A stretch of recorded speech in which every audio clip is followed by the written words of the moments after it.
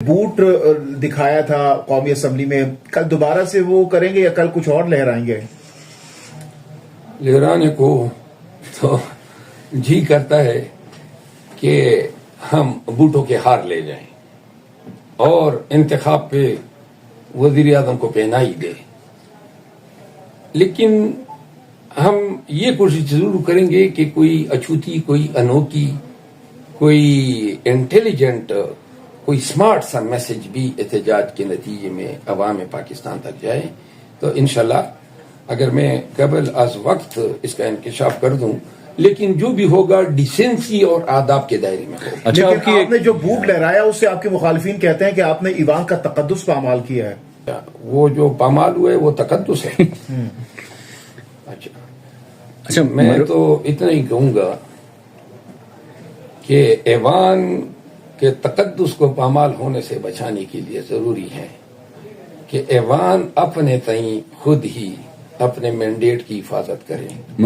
یہ ایوان کتنا اور کتنی بار پامال ہو چکا ہے اور کن کن طریقوں سے نہیں ہوا ہے۔ اس دن اسپیکر صاحب جو فرما رہے تھے کہ جی یہ پاکستان کا طاقتور ترین ایوان ہے، میں اس طاقتور ترین ایوان کا ممبر ہوں، اور آج اس طاقتور ترین ایوان کے ممبر کے ساتھ راولپنڈی پولیس نے کیا کیا۔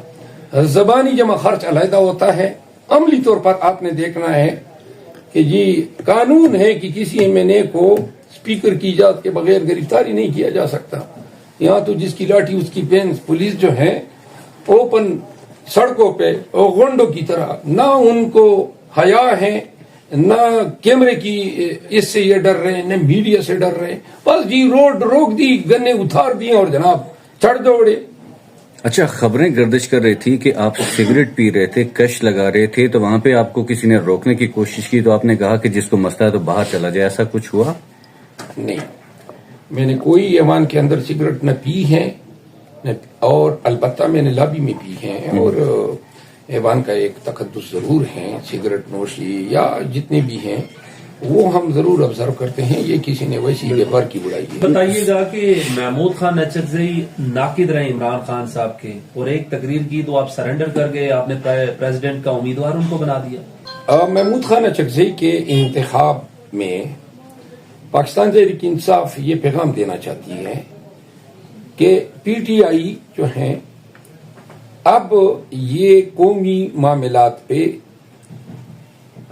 علاقائی قومیت پر مبنی اور نیشنل تمام پارٹیز کو ساتھ ملا کے چلنا چاہتی ہے۔ محمود خان اچکزئی جو ہیں وہ ایک قومی لیڈر ہیں، اس میں کوئی شک نہیں ہے، اور ایک بہت ہی پرانے پارلیمنٹیرین ہیں۔ محمود خان اچکزئی کا انتخاب اس کے تقریر کے نتیجے میں نہیں ہوا ہے، تقریر تو انہوں نے بعد میں کی ہے۔ محمود خان اچکزئی سے میری بھی بہت اچھی سلام دعائیں، ہمارے بزرگ ہیں۔ محمود خان اچکزئی جو ہیں وہ اس میں کوئی شک نہیں ہونا چاہیے کہ ان کا پہلا بیان جب آیا تھا تو انہوں نے کہا تھا کہ پی ٹی آئی کا مینڈیٹ چوری ہوا ہے۔ ہمیں اس وقت عہدوں سے زیادہ اور صدارتی مناصب یا منصب سے زیادہ قوم کو یہ باور کرانے کی ضرورت ہے کہ آؤ مل کے چلیں، اتفاق سے چلیں، تمام قومیتوں کو ساتھ لے کے چلیں، تمام پارٹیوں کو ساتھ لے کے چلیں۔ محمود خان اچکزئی جو ہیں وہ ظلم، جبر اور مقتدر حلقوں کے خلاف ایک مضبوط آواز ہے۔ شاید کم ہی چند ہی آوازیں ایسی ہوں گی۔ تو محمود خان اچکزئی کے انتخاب میں خان صاحب نے جب یہ فیصلہ کیا تو اس میں یہ تمام آسپیکٹ جو ہیں مد نظر رکھے گئے، اور ہمیں آئندہ پارلیمان میں ایسے قوتوں کی ساتھ کی بہت ضرورت ہے۔ لیکن مولانا فضل الرحمان صاحب نے بھی آپ کے حوالے سے بڑا آپ کا بیانیہ لے کر چل رہے ہیں، دھاندلی کے حوالے سے، الیکشنز کے حوالے سے، تو ان کو بھی آپ صدارتی امیدوار منتخب کروا سکتے تھے یا اپنا امیدوار قرار دے سکتے تھے؟ ہم ان کو خیالوں میں صدارتی انتخابی امیدوار بنا سکتے ہیں۔ شہباز شریف صاحب حلف اٹھانے جا رہے ہیں، تاکہ خوش ہو جائیں۔ احتجاج کے علاوہ کوئی اسٹریٹجی ہے جو ورکنگ ہو، جو کام کرتی دکھائی دے آپ کی، یا صرف احتجاج پر ہی اکتفا کریں گے؟ میرا خیال ہے کہ صرف احتجاج تک ہم محدود نہیں رہیں گے۔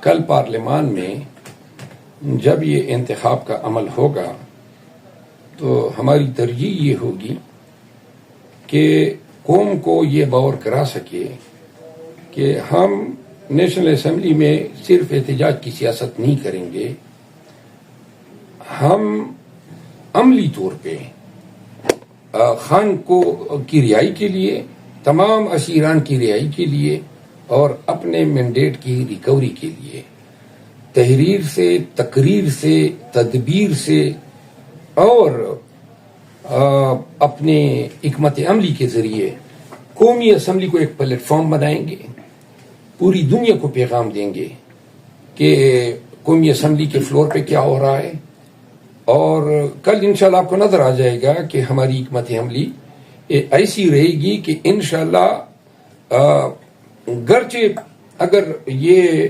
داندلی زدہ نتائج کی بنیاد پہ ہم سے الیکشن جیت جائیں گے، لیکن یہ انتخاب تاریخی طور پر ضرور یاد رکھا جائے گا کہ پی ٹی آئی کے ایم این ایز نے اور ہمارے الائیز نے اس انتخاب کے وقت ایسا احتجاج اور ایسی حکمت عملی اپنائی کہ ریکارڈ اور تاریخی بن گئی۔ اگر کبھی پاکستان میں رول آف لا آیا تو یہ مینڈیٹ چوری جو ہے اس پہ جوڈیشل کمیشن بنے گا، بس ایک ہی اس کو پراپ کیا جائے گا اور یہ معلوم کرنے کی کوشش ضرور کی جائے گی کہ اس کے تانے بانے کہاں سے شروع ہو کے اور کہاں پہ ختم ہوتے ہیں۔ آئی ایم ایف کو آپ کا جو لکھا جانے والا خط ہے وہ ٹاک آف دا ٹاؤن ہے۔ مبصرین بھی اب یہ کہنا شروع ہو گئے ہیں کہ اگر آئی ایم ایف نے آپ کی بات مان لی اور قرض نہ دیا تو آپ کے اقتدار کے چکر میں عوام پس جائے گی، ڈالر 1000 روپے پہ پہنچے گا، مہنگائی اتنی ہوگی، انفلیشن کہ وہ آؤٹ آف کنٹرول ہوگی، قحط سالی ہوگی۔ اس کو کیسے ڈیفینس کریں گے، کیا کہیں گے اس حوالے سے؟ اللہ تعالیٰ جو ہیں قوم پہ جس طرح کے حکمران مسلط کرتا ہے، حالات اور واقعات بھی پھر اسی طرح رونما ہوتے ہیں۔ آئی ایم ایف کے سہارے جینے والی قوم اب مبصرین یہ کہہ رہے ہیں کہ جی قحط سالی ہو جائے گی اور لوگ مرنے لگیں گے۔ خدا نخواستہ آئی ایم ایف نہیں ہوا، پاکستانیوں کا تو خدا ہی بدل گیا۔ آئی ایم ایف جو ہیں وہ اگر قرضہ ہی ہمارے وجود، ہمارے جسم کی روح ہے اور قانون کی حکمرانی اور بنیادی انسانی حقوق کی پامالی کوئی معنی ہی نہیں رکھتی ہیں، جو 2 سال سے پاکستان میں جس کا ارتکاب کیا جا رہا ہے، لوگوں کے حقوق پامال ہو رہے ہیں، پاکستانیوں کا مینڈیٹ چوری کیا گیا ہے، اور اتنا ہی تو ہم نے مطالبہ کیا ہے کہ الیکشن پروسیس کا آڈٹ کیا جائے تو قرضہ اس حکومت کو دیا جائے جو اس الیکشن کے نتیجے میں جائز طور پہ، قانونی طور پہ مورد وجود میں آتی ہے۔ آپ نے وہ خط پڑھا ہے جو آئی ایم ایف؟ جی میں نے پڑھا ہے۔ کیا لکھا تھا، اس کے کنٹینٹس کیا تھے سر؟ تھوڑا سمپلی وہ تو میرے خیال میں سوشل میڈیا پہ سرکولیٹ ہو چکا ہے۔ ایک لاسٹلی بتائیے گا کہ آج آپ ریلی میں موجود تھے، ایک پنڈی بوائے بنے ہوئے تھے، گاجریں کھا رہے تھے، وہ گاجریں کہاں سے آئی؟ عوام کو بھی آپ جتنے لوگ تھے ان کو پھینک رہے تھے، یہ گاجریں کہاں سے آئی اور یہ آئیڈیا کہاں سے آیا آپ کے پاس؟ نہیں، میں تو بیسیکلی